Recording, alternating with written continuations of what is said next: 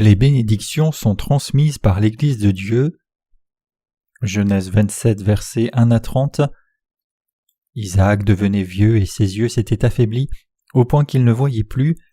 Alors il appela Ésaü son fils aîné et lui dit « Mon fils » et il lui répondit « Me voici ». Isaac dit « Voici donc je suis vieux, je ne connais pas le jour de ma mort. Maintenant donc je te prie, prends tes armes, ton carquois et ton arc, va dans les champs et chasse-moi du gibier. Fais-moi un mets comme j'aime et apporte-le-moi à manger, afin que mon âme te bénisse avant que je meure. » Rebecca écouta ce qu'Isaac disait à Ésaü son fils, et Ésaü s'en alla dans les champs pour chasser du gibier et pour le rapporter. Puis Rebecca dit à Jacob son fils, « Voici j'ai entendu ton père qui parlait ainsi à Ésaü ton frère. Apporte-moi du gibier et fais-moi un mets que je mangerai, et je te bénirai devant l'Éternel avant ma mort. Maintenant mon fils, écoute ma voix à l'égard de ce que je te commande. Va me prendre au troupeau 2 bons chevreaux, j'en ferai pour ton père un mets comme il aime, et tu le porteras à manger à ton père, afin qu'il te bénisse avant sa mort. » Jacob répondit à sa mère, « Voici Ésaü mon frère est velu et je n'ai point de poil. Peut-être mon père me touchera-t-il et je passerai à ses yeux pour un menteur, et je ferai venir sur moi la malédiction et non la bénédiction. » Sa mère lui dit, « Que cette malédiction, mon fils, retombe sur moi. Écoute seulement ma voix et va me les prendre. » Jacob alla les prendre et les apporta à sa mère, qui fit un mets comme son père aimait. Ensuite Rebecca prit les vêtements d'Ésaü, son fils aîné, les plus beaux qui se trouvaient à la maison, et elle les fit mettre à Jacob, son fils cadet. Elle couvrit ses mains de la peau des chevreaux et son cou qui était sans poil, et elle le plaça dans la main de Jacob son fils, le mets et le pain qu'elle avait préparé. Il vint vers son père et dit « Mon père » et Isaac dit « Me voici, qui es-tu mon fils ?» Jacob répondit à son père « Je suis Ésaü, ton fils aîné. J'ai fait ce que tu m'as dit. Lève-toi, je te prie, assieds-toi et mange de mon gibier, afin que ton âme me bénisse. » Isaac dit à son fils « Quoi, tu en as déjà trouvé, mon fils ?» Et Jacob répondit « C'est que l'Éternel ton Dieu l'a fait venir devant moi. » Isaac dit à Jacob « Approche donc et que je te touche, mon fils, pour savoir si tu es mon fils Ésaü ou non. » Jacob s'approcha d'Isaac son père qui le toucha et dit « La voix est la voix de Jacob, mais les mains sont les mains d'Ésaü. » Il ne le reconnut pas parce que ses mains étaient velues comme les mains d'Ésaü son frère, et il le bénit. Il dit « C'est toi qui es mon fils Ésaü ?» Et Jacob répondit « C'est moi. » Isaac dit « Sers-moi et que je mange du gibier de mon fils afin que mon âme te bénisse. » Jacob le servit et il mangea. Il lui apporta aussi du vin et il but. Alors Isaac son père lui dit « Approche donc et baise-moi mon fils. » Jacob s'approcha et le baisa. Isaac sentit l'odeur de ses vêtements, puis il le bénit et dit « Voici l'odeur de mon fils est comme l'odeur d'un champ que l'Éternel a béni. Que Dieu te donne de la rosée du ciel et de la graisse de la terre, du blé et du vin en abondance. Que des peuples te soient soumis et que des nations se prosternent devant toi. Sois le maître de tes frères et que les fils de ta mère se prosternent devant toi. Maudit soit quiconque te maudira et béni quiconque te bénira. » Isaac avait fini de bénir Jacob et Jacob avait à peine quitté son père Isaac qu'Ésaü son frère revint de la chasse. Il est très important pour vous et moi de réaliser clairement quelles bénédictions nous sont données par l'Église de Dieu. Aujourd'hui, je voudrais partager la parole avec vous sur cette question importante. Comment vous et moi avons-nous reçu la rémission des péchés? L'avons-nous reçu par hasard? Avons-nous rencontré notre Seigneur parce que nous étions en quelque sorte plus sages, plus intelligents ou même plus spirituels que quiconque? Est-il possible pour quiconque de rencontrer le Seigneur par son propre mérite? Non, pas du tout. Vous et moi avons été bénis. Comment avons-nous alors reçu ces bénédictions? C'est par son Église que Dieu nous a accordé ces bénédictions.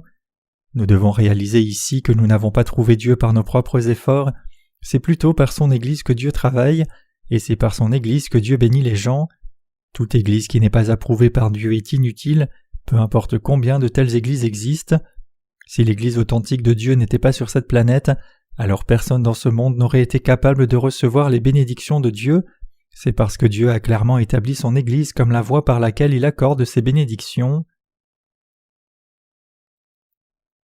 Jacob a été béni parce qu'il a écouté sa mère et a suivi ses conseils. Isaac, le fils d'Abraham et le père de Jacob, était sur le point de mourir en raison de sa vieillesse. Ses yeux sont également devenus sombres, le rendant aveugle. Profitant de la situation de son père, Jacob s'est déguisé en Ésaü et a reçu les bénédictions du droit d'aînesse, réservée au premier-né que son frère aurait dû recevoir. Certains prédicateurs disent sans trop réfléchir que Jacob voulait tellement être béni qu'il a trompé son père pour obtenir les bénédictions de droit d'aînesse, mais la parole de Dieu n'est pas si simple dans son sens. Pourquoi est-il écrit dans la Bible que quand Isaac est devenu vieux et a perdu la vue, Jacob a mis les vêtements de son frère Ésaü, a pris la nourriture savoureuse préparée par sa mère à son père et a reçu toutes ses bénédictions? Cela ne signifie pas seulement que Jacob avait un profond désir d'être tellement béni qu'il a trompé et menti à son père pour l'obtenir. Au contraire, cela nous enseigne par qui Dieu bénit tout le monde. Nous devons nous attacher à la raison pour laquelle Dieu a enregistré cet événement dans la Bible. Je dois révéler le fait que Dieu accorde ses bénédictions par l'intermédiaire de son Église. Dans sa vieillesse, Isaac a appelé son fils aîné Ésaü et lui a dit « Va dans la campagne et chasse le gibier pour moi, et fais-moi de la nourriture savoureuse que j'aime avec. Je te bénirai alors. » Ésaü a alors dit « Oui, Père, je ferai tout ce que tu as dit. » Ésaü a donc aiguisé ses flèches, les a enroulées sur son épaule et est parti au champ pour chasser. Pendant cette conversation, la femme d'Isaac, Rebecca, a écouté ce qu'il disait à son fils aîné. Alors Rebecca a pensé « Une fois qu'Ésaü reviendra de la chasse et préparera un plat pour son père, Isaac le bénira. » Rebecca aimait son deuxième fils Jacob plus que son premier fils. Le nom Jacob signifie talent ou supplanteur, et Jacob avait toujours aidé sa mère. Il était donc naturel que Rebecca aime davantage Jacob, étant donné à quel point il lui obéissait. Rebecca dit à Jacob « J'ai entendu votre père dire qu'il bénira ton frère une fois qu'il reviendra avec du gibier de la chasse et en fera sa nourriture savoureuse préférée. Je veux que tu sois béni à sa place. Je veux que tu reçoives toutes ces bénédictions. Alors fais ce que je te demande de faire. » Rebecca dit alors à Jacob de se faire passer par Ésaü devant son père. Jacob lui dit alors « Je ferai ce que tu m'as dit de faire, mais mon frère est un homme poilu alors que je suis un homme à la police. Donc j'ai peur que loin d'être béni, je ne sois maudit pour avoir essayé de tromper mon père à la place. » Que lui a dit alors sa mère? Elle a dit « Si cela se produit, que toutes tes malédictions soient sur moi. Fais simplement ce que je t'ai dit de faire. » Maintenant que Jacob avait la garantie de sa mère, il n'avait plus qu'à faire ce que sa mère lui avait dit de faire, car même s'il devait être maudit, sa mère avait accepté de tout porter à sa place. Rebecca dit d'abord à Jacob d'emmener 2 jeunes chèvres de choix du troupeau. Quand Jacob a apporté les chèvres comme on lui a dit, sa mère les a cuisinées et a fait de la nourriture savoureuse pour Isaac, et elle a mis la peau de la chèvre sur les bras et le cou de Jacob, c'est-à-dire sur les parties du corps exposées que son père aveugle pouvait toucher et sentir. Elle a alors dit à Jacob d'apporter la nourriture préparée à son père. C'est à cause de la foi de l'Église de Dieu qu'il nous a bénis. Mes chers croyants, que signifie réellement ce récit? La mère de Jacob ne symbolise nulle autre que l'Église de Dieu. La Bible parle souvent de l'Église comme d'une femme mariée. Tout comme Adam a dit à sa femme Ève « C'est maintenant eau de mes os et chair de ma chair », Dieu a parlé de son Église comme de l'incarnation de son amour et du pilier de la vérité. En d'autres termes, la mère de Jacob dans le passage des Écritures d'aujourd'hui fait référence à nulle autre que l'Église de Dieu. En effet, le passage des Écritures d'aujourd'hui décrit comment Jacob a été béni par l'Église. Comment Jacob a-t-il pu recevoir ces bénédictions? Il a été béni parce qu'il a fait ce que sa mère, l'Église de Dieu, lui a dit de faire. Spirituellement parlant, c'est par l'Église de Dieu que Jacob a été béni. L'Église a fait cette nourriture savoureuse pour que Jacob puisse recevoir les bénédictions de son père. Et la nourriture savoureuse ici ne fait pas littéralement référence à une assiette de nourriture. Isaac a mangé cette nourriture savoureuse et a béni Jacob. Quelle est la signification spirituelle de cette nourriture savoureuse mentionnée ici? Cela signifie que Jésus-Christ a effacé tous nos péchés une fois pour toutes, avec l'évangile de l'eau et de l'esprit. Nul autre que notre foi dans l'œuvre juste du Seigneur n'est la nourriture savoureuse préparée devant Dieu le Père. Si nous faisons cette nourriture savoureuse de la foi et l'emmenons à Dieu, nous recevrons toutes ces bénédictions.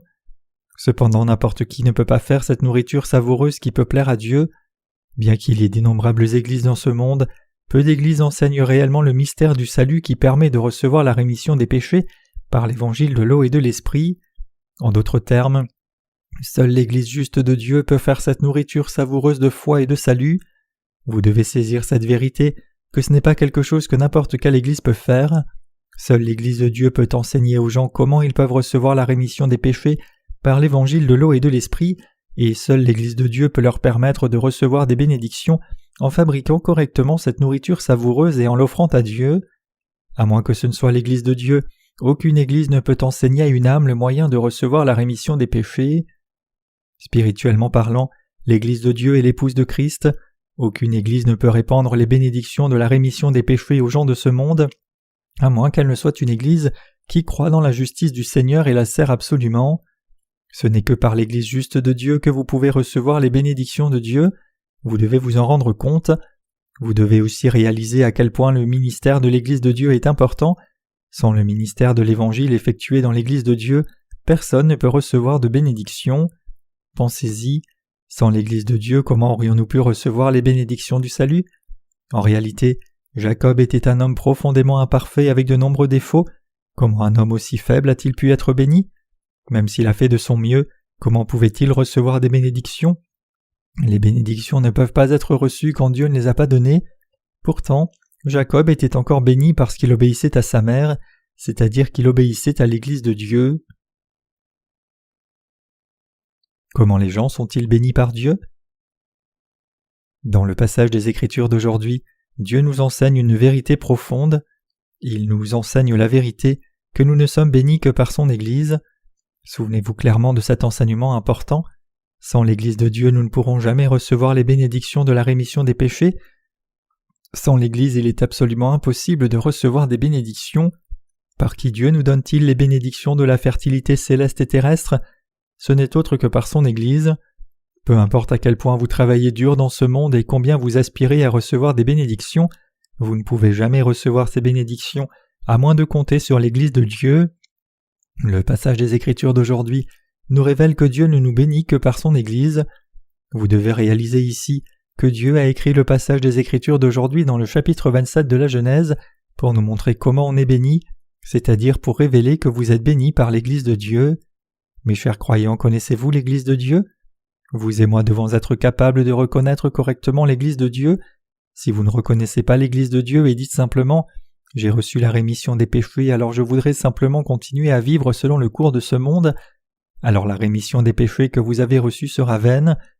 Bien que nous pensions que nous servons l'Église de Dieu, la réalité c'est que c'est l'Église de Dieu qui nous sert et non l'inverse. Nous devons comprendre clairement ici que c'est par l'Église de Dieu que nous sommes bénis par Dieu, plutôt que de servir l'Église de Dieu. Par conséquent, vous ne devriez jamais prendre l'Église de Dieu à la légère. Quelqu'un qui prend l'Église de Dieu à la légère ou qui ne la connaît pas du tout ne mène pas encore une vie de foi. Ceux qui ne connaissent pas l'Église de Dieu mènent une vie de leur propre cupidité plutôt qu'une vie de foi, et ils demandent des bénédictions de n'importe où, semblables à la construction de la tour de Babel. Vous et moi ne devrions jamais permettre que cela nous arrive. Au lieu de cela, nous devons réaliser clairement que nous sommes bénis par l'Église et nous devons servir l'Église de Dieu et la suivre. Spirituellement parlant, la nourriture savoureuse pour Isaac fait référence à l'évangile de la rémission des péchés. Dans le passage des Écritures d'aujourd'hui, la mère de Jacob a fait de la nourriture savoureuse. N'est-ce pas vraiment votre mère qui connaît le mieux ce que votre père aime? Donc quand la Bible dit ici que Rebecca a fait de la nourriture savoureuse pour Isaac, elle n'a pas seulement fait un repas que tout le monde fait, mais elle a fait un plat très spécial. Alors mes chers croyants, quel est l'aliment le plus spécial parmi tous les aliments de cette terre? Ce n'est autre que la rémission des péchés qui constitue le pain de vie. En d'autres termes, la nourriture spéciale que Rebecca a faite dans le passage des Écritures d'aujourd'hui fait référence à la rémission bénie des péchés qui efface tous les péchés de toute la race humaine entière. Vous ne pouvez pas entendre parler de la façon dont les péchés de l'humanité sont effacés n'importe où dans le monde. Où pouvez-vous alors entendre cela? Ce n'est que par l'Église de Dieu que vous pouvez entendre l'évangile de l'eau et l'esprit. Les universités laïques vous enseignent-elles cet évangile de l'eau et l'esprit? La société l'enseigne-t-elle? Est-ce que les gens intellectuels l'enseignent? Les professeurs d'éthique ou les chefs religieux l'enseignent-ils? Non, personne ne peut l'enseigner. Qui enseigne alors cet évangile? Seule l'Église de Dieu, l'épouse de Christ, est capable de faire cette nourriture savoureuse, c'est-à-dire prêcher l'évangile de la rémission des péchés. Pensez-y, sans l'Église de Dieu, vous et moi aurions-nous pu entendre l'évangile du Seigneur? Non, bien sûr que non. Nos péchés seraient restés intacts dans nos cœurs et à cause de cela, nous serions allés directement en enfer. Sans l'Église de Dieu, personne ne peut jamais entendre cet évangile. Pensez-vous que vous êtes assez intelligent pour découvrir la vérité de la rémission des péchés tout seul? Si c'est ainsi que vous pensez, alors vous ne pourrez jamais recevoir la vraie rémission des péchés. La nourriture savoureuse de la foi ne peut pas être trouvée juste n'importe où. C'est grâce à l'Église de Dieu que nous avons entendu l'évangile de l'eau et de l'esprit et que nous avons reçu la rémission des péchés. Nous devons tous le comprendre pleinement. Nous devons réaliser que c'est par l'Église de Dieu que nous pouvons recevoir la rémission des péchés et être bénis. Jésus-Christ est notre Sauveur, mais par quelle entité travaille-t-il? Il travaille par nul autre que son Église. L'œuvre du salut de Christ ne se déploie jamais à moins que ce ne soit à travers l'Église de Dieu. Il est donc impératif pour nous de réaliser quel genre d'endroit est l'Église de Dieu. Nous devons savoir où se trouve la véritable Église de Dieu, et à chaque fois que nous entendons la parole par l'intermédiaire du dirigeant de l'Église de Dieu, nous devons reconnaître clairement si c'est la parole de vie de Dieu ou juste quelques paroles de l'homme qui peuvent être entendues n'importe où. Le pain qui descend du ciel est en effet le pain de la vie, mais vous ne devez jamais manger de pain empoisonné. En effet, cette parole de l'eau et de l'esprit par laquelle Dieu nous a sauvés du péché n'est pas quelque chose qui peut être obtenu n'importe où. Ce n'est pas quelque chose que vous pouvez trouver n'importe où à n'importe quel moment. Lorsque nous les humains ne reconnaissons pas l'Église de Dieu qui apporte ses vraies bénédictions, nous sommes tenus de jeter nos bénédictions sans même nous en rendre compte. Mes chers croyants, c'est grâce à l'Église de Dieu que vous avez reçu la rémission des péchés et que cette rémission des péchés est maintenue intacte. Par l'Église de Dieu, nous recevons les bénédictions promises par le Seigneur en temps voulu, nous sommes guidés par lui, et nous grandissons et mûrissons dans la présence de Dieu. Toutes ces choses ne sont possibles que dans son Église et pas ailleurs. Qu'entendrez-vous d'autre à part dans l'Église de Dieu? Pouvez-vous simplement choisir ce que vous voulez entendre? Non, ce n'est pas le cas, pensez-y. Avons-nous la capacité de ne puiser que de l'eau propre dans une rivière qui coule et de filtrer l'eau boueuse? Non, nous ne pouvons pas nous empêcher d'accepter l'eau qui coule. Si la vraie parole de Dieu est mélangée avec la parole du monde, vous n'aurez pas d'autre choix que de les accepter toutes, et une fois que cela se produira, vous finirez par planter la semence de faux enseignements sur un mauvais champ et porterez de mauvais fruits. Comment Dieu nous a-t-il bénis tout le monde sur cette terre? Il a béni tous les humains par nul autre que son Église. Qu'est-ce donc que l'Église de Dieu? L'Église de Dieu est un rassemblement de ceux qui ont reçu la rémission des péchés et qui adorent Dieu, et c'est un endroit où un dirigeant est présent qui suit Dieu entièrement et fidèlement. Nul autre que cela n'est l'Église de Dieu. En d'autres termes, l'Église de Dieu est l'endroit où se trouve la parole de Dieu et le Saint-Esprit, où il y a un dirigeant uni à Dieu et où les justes sont rassemblés pour adorer, c'est-à-dire que les épouses de Jésus-Christ sont rassemblées. Toutes les églises ne sont pas l'Église de Dieu. Il doit y avoir un dirigeant qui sert fidèlement l'évangile de l'eau et de l'esprit, à savoir l'évangile du Seigneur. Notre foi doit ouvrir les yeux spirituels. Nous devons discerner ce qui est bien de ce qui est mal. Même si nous découvrons un coffre au trésor rempli d'or, à moins de reconnaître sa valeur, nous n'en profiterons pas, et une fois que nous l'aurons jeté en disant « Eh bien, je suis tombé sur ce coffre par hasard, donc je suis sûr que je ferai une autre découverte », si cela se produit, ce sera la fin des bénédictions de Dieu. Ésaü, dans le passage des Écritures d'aujourd'hui, n'a pas réussi à obtenir la bénédiction de son père. Qu'est-ce que cela implique? Cela signifie qu'Ésaü était terminé. Il vendit son droit d'aînesse du premier-né à Jacob pour un bol de soupe aux lentilles. Comme Ésaü était incapable de recevoir les dernières bénédictions qu'Isaac a offertes au nom de Dieu, sa vie spirituelle était terminée. L'Église de Dieu est absolument indispensable pour tous les chrétiens nés de nouveau. Mes chers croyants, vous devez reconnaître clairement quel genre d'endroit est l'Église de Dieu. Même s'il y a d'innombrables églises sur cette terre, toutes ne sont pas l'Église de Dieu. En d'autres termes, vous ne devriez jamais entrer et entendre des sermons dans n'importe quelle église que vous voyez. Bien qu'il y ait beaucoup de prédicateurs de la parole de Dieu, peu prêchent réellement la vraie parole de Dieu. Vous devez vous en souvenir. Ce n'est pas en faisant quelque chose par nous-mêmes que nous sommes bénis, c'est par l'Église de Dieu en nous rassemblant devant Dieu pour l'adorer et en écoutant la parole évangélique de l'eau et de l'esprit que nous sommes capables de recevoir toutes les bénédictions qui découlent de Dieu. Comprenez-vous cela? Que nous arriverait-il si nous les justes n'avions pas d'Église? Si nous les justes n'avions pas l'Église, nous serions complètement impuissants, nous serions comme des orphelins. Pour les saints, l'Église et leurs parents, sans l'Église nous serions perdus, errants ici et là, seulement pour être blessés et blessés encore. En d'autres termes, nos vies spirituelles seront terminées. En effet, c'est parce que nous avons l'Église de Dieu que nous sommes bénis. Pourtant, la majorité des saints ne se rend pas compte de cette vérité, et cela m'attriste profondément de voir cela. Quelle est l'importance de l'Église de Dieu? Si nous écoutons la parole à l'intérieur de l'Église de Dieu, quoi qu'il arrive, nous serons sûrement bénis. Parce qu'il y a de l'eau abondante, nous sommes enclins à penser que l'eau peut être obtenue quand nous voulons, et nous pensons aussi que nous pouvons respirer de l'air quand nous voulons, mais est-ce vraiment le cas? En dehors de l'atmosphère de la planète, nous ne pouvons jamais respirer. L'eau et l'air sont ce qui soutient la vie. Si l'on ne parvient pas à apprécier la préciosité de l'air et que l'on se rend dans un endroit sans air, on mourra tout de suite. On mourra à cause d'une ignorance pure et simple. La même logique s'applique aux bénédictions de Dieu. Même si beaucoup de chrétiens pensent qu'ils peuvent recevoir toutes les bénédictions de Dieu dans n'importe quelle église, ce n'est pas vrai. Ce n'est pas quelque chose que Dieu dirait à n'importe qui, mais il ne dit cette vérité qu'à nous tous, ses enfants. Mes chers croyants, je vous exhorte tous à ne pas prendre l'Église de Dieu à la légère. Même si vous montrez du dédain aux autres, vous ne devriez jamais prendre l'Église de Dieu trop à la légère. L'Église est l'endroit où Dieu travaille et Dieu s'y intéresse profondément. C'est une belle ville comme Sion. L'Église est l'endroit même où Dieu accorde sa grâce, où se trouvent ses bénédictions et où se découvre le pain de vie, la parole de Dieu. Nous devons reconnaître correctement l'Église de Dieu. Nous ne devrions pas la considérer uniquement comme un lieu de culte. Même si l'on entend la parole de Dieu pendant un service d'adoration, à moins que le Saint-Esprit ne soit là, ce n'est pas un service d'adoration approprié dont Dieu est satisfait. C'est pourquoi il est si important pour vous d'avoir la bonne compréhension de l'Église de Dieu, et vous devez aussi réaliser à quel point vous êtes bénis à travers cette Église. Mes chers croyants, croyez-vous que cette Église est l'Église de Dieu? Comme nous sommes tous bénis, Dieu travaille à travers cette Église. Il nous parle à l'intérieur de cette Église, et il nous conduit à travers cette Église. Je vous demande à tous de réaliser ce fait que Dieu parle et travaille à l'intérieur de l'Église. Qu'est-ce que Dieu utilise pour bénir son peuple? Il les bénit par nul autre que son Église. Jacob, dans le passage des Écritures d'aujourd'hui, aurait-il pu être béni par son père sans sa mère? Jacob a fait ce que sa mère lui a dit de faire. Sa mère l'a couvert de peau de chèvre et l'a vêtu de vêtements d'Ésaü, et tout comme Isaac son père a dit, la voix est la voix de Jacob, mais les mains sont les mains d'Ésaü. Jacob a été béni par son père comme ça parce qu'il croyait aux paroles de sa mère exactement comme elle l'avait dit.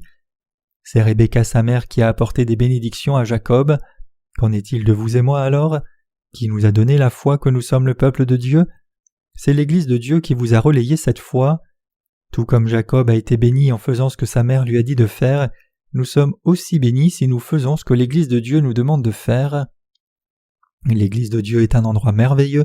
Si nous y réfléchissons vraiment, nous réaliserons à quel point l'Église est importante. Peu importe à quel point je peux être intelligent et talentueux dans ce monde, je sais très bien qu'en fin de compte je ne suis rien si ce n'est grâce à l'Église de Dieu. Par cette parole donnée par Dieu, nous devons réaliser que c'est par son Église que Dieu nous bénit et travaille. Peu importe à quel point nous sommes insuffisants, si nous établissons l'Église, adorons Dieu dans l'Église, le prions dans l'Église et travaillons à travers l'Église, Dieu bénira infailliblement tout son peuple trouvé dans l'Église. C'est pourquoi j'essaye si fort d'établir l'Église de Dieu. Nous savons qu'une fois que l'Église de Dieu est formée, Dieu bénit à travers cette Église. Nous savons très bien que non seulement le peuple de Dieu, mais aussi toute personne dans le monde est bénie par l'Église de Dieu. C'est pourquoi nous formons l'Église de Dieu et discernons qu'elle est une Église authentique par rapport aux églises mondaines qui ont été formées par de faux prophètes. Là où les personnes nées de nouveau sont rassemblées pour adorer, c'est l'Église de Dieu. Cependant, un lieu de culte qui est mélangé avec ceux qui ne sont pas nés de nouveau n'est pas la véritable Église de Dieu. En d'autres termes, la véritable Église de Dieu est l'endroit où seuls les saints et les sans péché sont rassemblés pour adorer, clairement mis à part du péché. Lorsque ceux qui ont reçu la rémission des péchés sont rassemblés dans l'Église de Dieu pour louer Dieu, le prier et l'adorer, c'est là que Dieu bénit. Nous devons le comprendre clairement. Cela n'est pas réalisé spontanément. En d'autres termes, ce n'est pas par hasard que la rémission des péchés est reçue et que les justes se rassemblent pour adorer. On n'y parvient pas non plus avec de l'argent. Ce n'est accompli que par la puissance de Dieu, par l'œuvre du Saint-Esprit. Mes chers croyants, avez-vous reçu la rémission des péchés? En effet, nous avons tous reçu la rémission des péchés par l'Église. À moins que ce ne soit par l'Église, il est impossible pour quiconque de recevoir la rémission des péchés. Obtenir la rémission des péchés n'est pas si facile. C'est impossible à moins que l'Église ne prêche clairement la parole de Dieu et que l'auditeur en question ne croit entièrement dans cette parole. C'est pourquoi, même si tout le monde dans ce monde veut recevoir la rémission des péchés, ceux qui l'ont effectivement reçue sont très peu nombreux. C'est par l'Église que Dieu bénit ceux qui croient en lui et sont unis à lui à cause de leur foi. Cela signifie que parce que Dieu a révélé à tout le monde le mystère de la rémission des péchés et des prophéties, tout le monde peut réellement recevoir la rémission des péchés et être béni. L'Église de Dieu ne se trouve pas n'importe où. Mes chers croyants, vous devez réaliser que si vous quittez l'Église de Dieu, votre âme périra dans peu de temps. Vous devez comprendre que quitter l'Église, c'est comme jeter vos propres bénédictions. Pourquoi Dieu nous a-t-il placés, vous et moi, dans son Église ? Dieu nous a mis dans son Église afin de nous bénir, de nous protéger et de nous accorder sa grâce. En d'autres termes, ce n'est pas parce que Dieu a besoin de nous d'une manière ou d'une autre qu'il nous a placés dans l'Église. Au contraire, Dieu a établi son Église sur cette terre et nous y a placés afin de nous bénir, car nous sommes son peuple et ses enfants nés avec le prix de son sang. L'Église de Dieu ne se trouve pas n'importe où, nous devons le comprendre. Avant d'établir son Église, Dieu prépare infailliblement son serviteur d'abord. Il élève d'abord un serviteur qui est uni à sa parole et qui s'adapte à ses yeux, puis il établit l'Église par le biais de son serviteur et lui fait prêcher l'Évangile. Et grâce à l'Église établie de cette façon, et alors que les justes se rassemblent pour adorer, prêcher la parole et répandre les bénédictions de Dieu, tout le monde de partout peut être béni. L'Église de Dieu est l'institution qui répand ses bénédictions à travers ces personnes justes. Aucun pays ne peut avoir deux gouvernements. Votre gouvernement est l'institution qui dirige votre pays. Il n'y a qu'une seule institution de ce type dans votre pays, et on ne la trouve nulle part d'autre. Tout comme il n'y a qu'un seul président ou premier ministre qui gouverne l'ensemble de votre pays, sur cette planète aussi il n'y a qu'une seule organisation qui répand les bénédictions de Dieu et vous permet de les recevoir. Ce n'est autre que l'Église de Dieu. Mes chers croyants, je vous exhorte tous à réaliser que Dieu bénit les gens de ce monde seulement par son Église. Réaliser cette vérité, c'est réaliser la plus grande vérité de toutes. Bien que nous ayons été sauvés, nous ne devrions pas être heureux d'avoir simplement reçu la rémission des péchés. Nous devons reconnaître clairement que si notre Église est l'Église de Dieu, il y a aussi d'autres églises qui ne sont pas l'Église de Dieu. Vous devez le discerner clairement dans votre vie. En d'autres termes, vous devez réaliser où vous demeurez et avec qui vous partagez la camaraderie. Dieu a béni les justes nés de nouveau qui respectent son Église. Ayant béni cette Église, Dieu y élève de nombreux ouvriers. L'Église de Dieu est le seul endroit au monde qui prêche l'Évangile de l'eau et de l'Esprit. C'est aussi le seul endroit qui répand non seulement l'Évangile de l'eau et l'Esprit, mais aussi les bénédictions de Dieu, et seule l'Église de Dieu prêche sa parole exactement. Voici à quel point cette Église est importante. Aujourd'hui, il y a beaucoup de gens qui prétendent prêcher l'Évangile, mais en réalité ils ne parlent que de l'histoire et de la tradition de leur propre dénomination. En revanche, il y a peu d'églises et de dirigeants sur cette terre qui revêtent réellement et correctement leurs disciples de justice et leur permettent d'approcher Dieu le Père, comme Rebecca l'a fait pour Jacob. Elle a abattu 2 chèvres de choix, mis la peau des chèvres sur Jacob, l'a vêtu des vêtements d'Ésaü, a cuisiné la nourriture savoureuse pour son père et lui a dit « Va dire à ton père que tu es Ésaü ». Nous voyons et ressentons cette réalité tout autour de nous. Il y a des gens qui, bien qu'ils prétendent avoir reçu la rémission des péchés, ne sont en fait jamais nés de nouveau. Ces gens nient l'Évangile de l'eau et l'Esprit, alors même qu'ils prétendent avoir reçu la rémission des péchés. Mais comment expriment-ils leur logique ? Ils l'embellissent simplement avec leurs propres pensées, tout en ignorant l'Évangile de l'eau et de l'Esprit. Pour nier l'Évangile de l'eau et l'Esprit, il faut apporter la Bible et argumenter contre elle logiquement sur la base de son texte original. Pour être plus précis, il faut construire des arguments sur l'Ancien et le Nouveau Testament. En d'autres termes, chaque prédicateur devrait prêcher sur la base de toute la parole de vérité qui est la norme correcte. Nous affirmons clairement que personne ne peut être sauvé s'il ne croit pas dans l'Évangile de l'eau et de l'Esprit. Bien que nous entendions souvent dire que nous aurions beaucoup d'ennemis si nous prêchions comme cela, il n'est absolument pas nécessaire que nous soyons distraits par de telles paroles. L'institution qui transmet les bénédictions de Dieu doit délivrer ces bénédictions exactement comme Dieu l'a déterminé. Elle n'est rien une fois qu'elle perd cette caractéristique unique. Rappelez-vous ceci, mes frères et sœurs, vous pouvez avoir de la restauration rapide n'importe où, mais la nourriture savoureuse n'est pas quelque chose que vous pouvez avoir n'importe où. Les aliments doivent être fabriqués selon la recette spécifique, c'est-à-dire précisément selon la parole. C'est alors que la nourriture savoureuse prouve sa valeur réelle en tant que nourriture de la vie.